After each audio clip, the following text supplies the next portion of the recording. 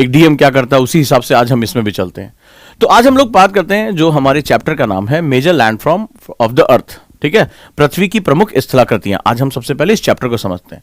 तो भाई क्या है कि इस चैप्टर की शुरुआत आज हम नहीं कर रहे हैं, आज हमारे एक फेवरेट स्टूडेंट है गजोधर भाई।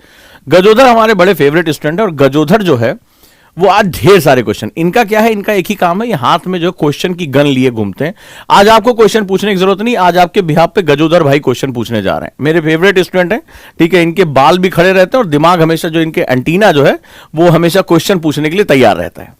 तो गजोधर के सामने, जैसे मैंने कहा कि गजोधर, आज हम major landform of the earth यानी पृथ्वी की प्रमुख स्थलाकृतियों के बारे में बात करने जा रहे हैं। यानी कि जो पृथ्वी की प्रमुख स्थलाकृति यानी लैंडफॉर्म जो है, लैंडफॉर्म यानी कि इस पृथ्वी पर फॉर्म का मतलब होता है आकार लेना। तो जब हम भूगोल को देखते हैं, ज्योग्राफी क्या है, एक दृश्य, बड़े ध्यान से समझना, बड़ा मजा आने वाला है आपको इस कहानी में। गुरु चेले की कहानी है, आज मेरी ऐसी तैसी होने जा रही है। तो तुम आज क्वेश्चन ना पूछो, आज तुम मजे से सफर को देखो कि एनसीईआरटी मजे मजे में भी पढ़ी जा सकती है।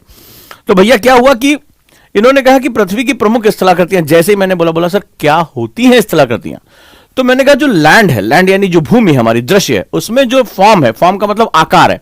तो जब हम आकार कोई लेते हैं तो हमें कई बार हमें माउंटेन्स दिखाई पड़ते हैं, पर्वत, पठार, मैदान, ये मैंने ज्योग्राफी के डिफिनेशन में आपको बताया था।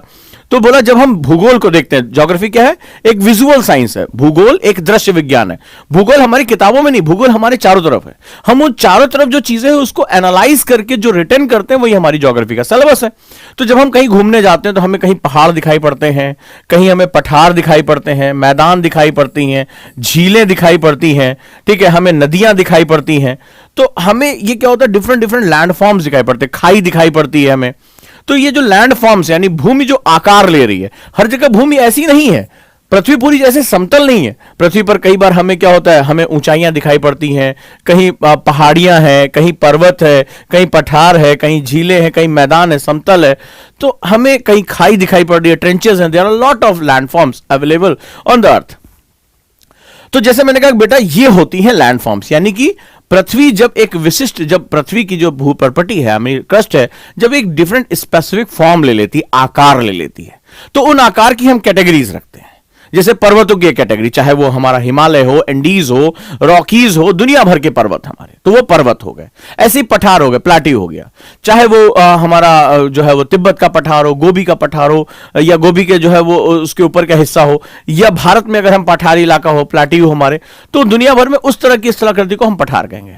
प्लेन्स की बात करें, चाहे हमारा भारत का उत्तरी मैदान हो या किसी अन्य क्षेत्र के हमारे मैदान हो, तो हमें वो क्या होता है, प्लेनर एरिया दिखाई पड़ता है।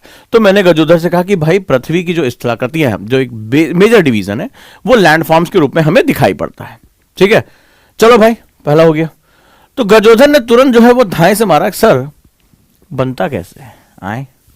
मुझे लगा शायद गजोधर, तो पहला मैंने बताया कि भू आकृतियां होती क्या है। तो गजोधर ने तुरंत बोला कि सर ये बताइए हाउ दे फॉर्म, ये स्थलाकृतियां, ऐसा तो है नहीं कि कोई थूक लगा के चिपका के चला गया हो पर्वत को, पठार को। बोला सर कैसे बनती हैं।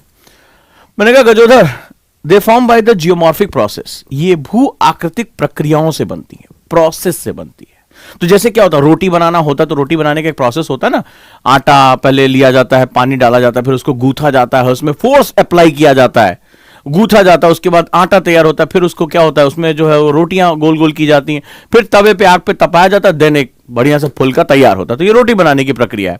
तो प्रक्रिया का मतलब होता है जिसमें डिफरेंट डिफरेंट जो है स्टेजेस इन्वॉल्व होते हैं, डिफरेंट डिफरेंट जो है स्टेजेस इन्वॉल्व होते हैं। तो जियोमॉर्फिक प्रोसेस से जो है ये सारा चीज बनता है, ये सारा खेल हमारा होता है। ठीक है, तो भू आकृतिक प्रक्रम यानी जियोमॉर्फिक प्रोसेस। तो जियो मतलब पृथ्वी, मॉर्फिक यानी जो हमें उस पर दिखाई पड़ा, जिसका हम वर्णन कर सकते हैं, और प्रक्रियाओं का मतलब होता है कि डिफरेंट डिफरेंट स्टेजेस इन्वॉल्व होते हैं, डिफरेंट डिफरेंट चरण इन्वॉल्व होते हैं। ठीक है, तो अब मजा जरा देखो इसमें।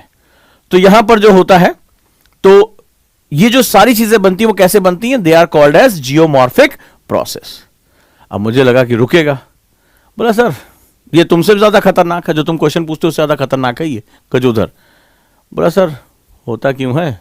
आपने कहा ये प्रोसेस बनता है, हम रोटी इसलिए बनाते हैं सर क्योंकि भूख लगती है। तो ये पर्वत बनाने की जो प्रक्रिया है, ये जो लैंडफॉर्म बनाने का जो प्रोसेस है, वो होता ही क्यों है, ये प्रोसेस आता कहां से। ठीक है, हमें भूख लगती है, हमें इच्छा होती है, तो हम बोलते हैं मम्मी भूख लगी, मम्मी खाना दो, तो मम्मी जो है वो प्रोसेस करके रोटी बना देती हैं। तो आखिर ये डिमांड कहां से आ रही? मैंने कहा अरे यार गजोधर ठीक है, तुमने मेरी ऐसी तैसी कर रखी है, अब चलो थोड़ा सा हम बताते हैं। तो बोला कि यहां बात तो लॉजिक तो सही है कि भाई जब हमें भूख लगती तभी तो हम रोटी बनाते हैं, हर समय थोड़ा रोटियां बनाते रहते हैं। तो आखिर ये जो ज्योग्राफिकल प्रोसेस हो रहा है, ये जो भूआकृतिक प्रक्रम हो रहा है, उसके पीछे रीजंस क्या हैं? बिल्कुल सही बात है, ऐसे ही हमें पढ़ना चाहिए।